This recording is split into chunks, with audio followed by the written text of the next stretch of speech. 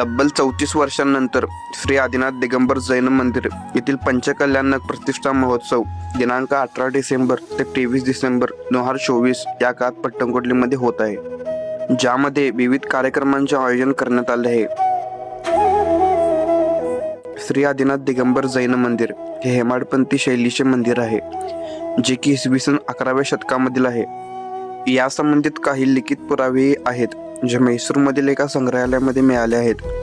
विकिपीडियावरही या संबंधित एक लेख सापडतो, ज्यामध्ये असे म्हटले आहे की हातकणंगले तालुक्यात पट्टणकोटली गावामध्ये जैन धर्मातील पहिले तीर्थंकर ऋषभनाथ यांचे मंदिर आहे, जेथे कन्नडमध्ये एक शिलाहार सापडतो, ज्यामध्ये हे मंदिर राजा गंधरादित्य यांच्या काळात इसवी सन 11व्या शतकात बांधले गेले हे कळते.